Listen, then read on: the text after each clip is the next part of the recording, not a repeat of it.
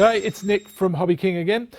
Today we wanted to talk to you about two exciting new chassis that we've just released. We've got the R2 touring car and the DFR1 drift car, both based on the MTS T2, which has been a very successful on-road racer.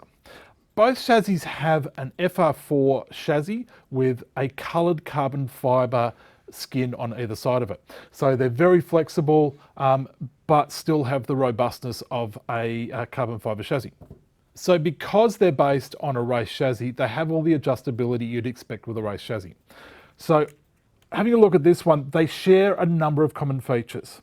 You've got adjustable inboard toe at the front and back via these blocks, which are available in the kit. You've also got adjustable toe via the links on the steering arms.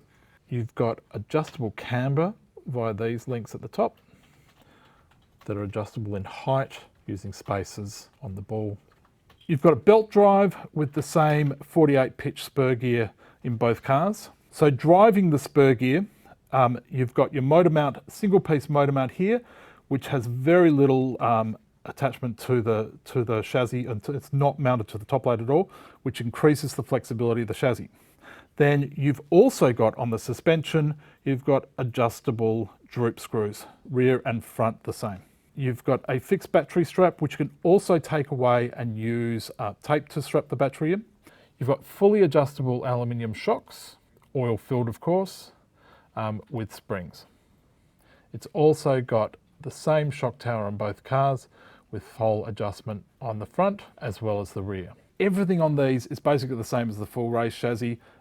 It's just that the chassis is not full carbon fibre.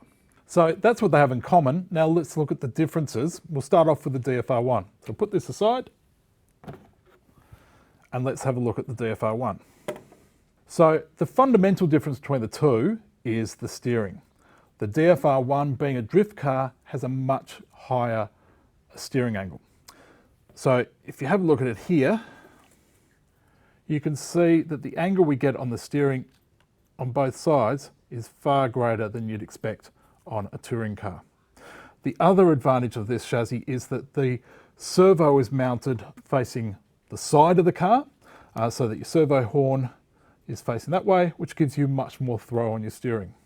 The other big difference between these two cars is the differentials.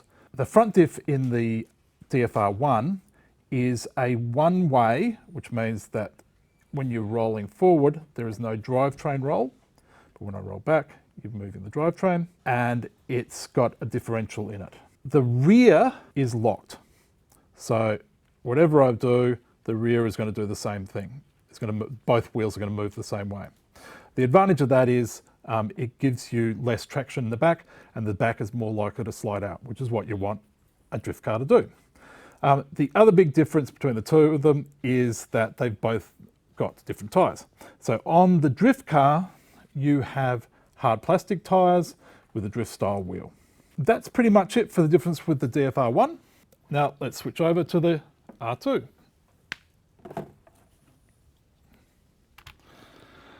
So as I mentioned with the DFR1, the big difference with these two is in the steering and the differentials.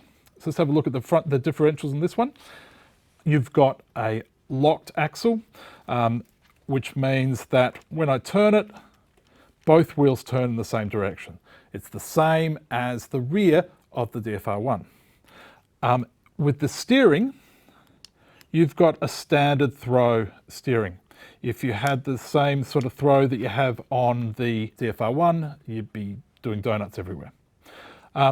It also has a floating servo mount to increase the flexibility of the chassis, and it has a gear diff in the rear to give you the differential action you need for the rear. So they both turn independently of each other. It also comes with pre-mounted, pre-glued, super soft tyres. They're probably not the best for race day, but they're going to be fine for setting up your car and for practice and mucking around the street.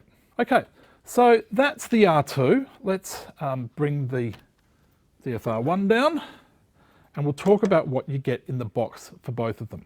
So both of them come with bodies. The R2 comes with a Mazda Speed 6 body and the DFR1 comes with a GTR style body. It's actually highly detailed, really nice looking body. The GTR body comes with 2 wings and a few other little detail pieces like wipers and stuff.